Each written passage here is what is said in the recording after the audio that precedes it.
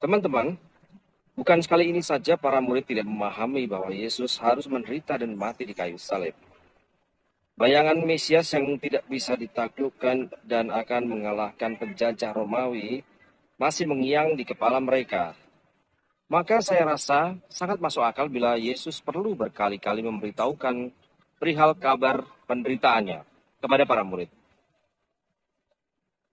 Bahkan setelah kebangkitannya pun masih ada penjelasan lagi.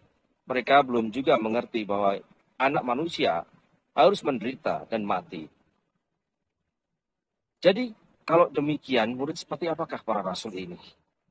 Pertanyaan ini saya rasa juga layak kita tanyakan pada diri kita.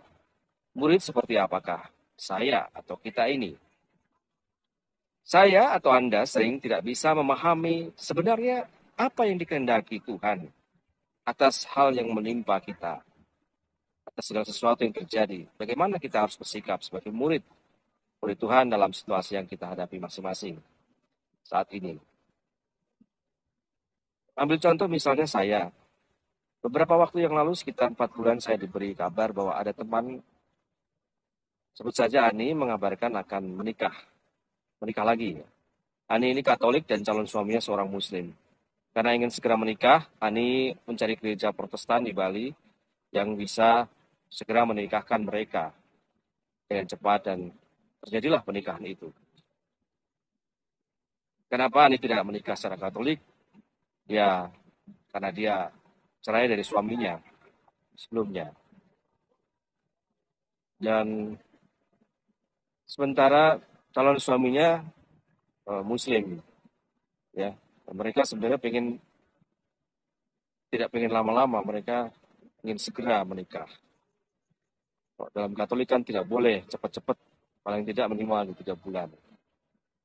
Dan sebagai orang Katolik, saya bingung bagaimana harus bersikap terhadap Ani.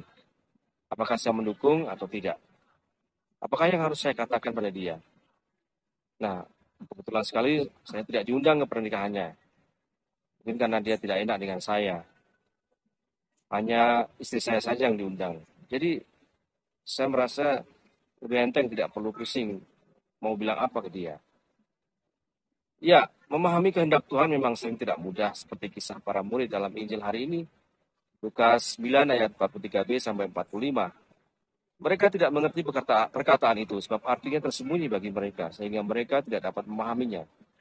Dan mereka tidak berani menanya.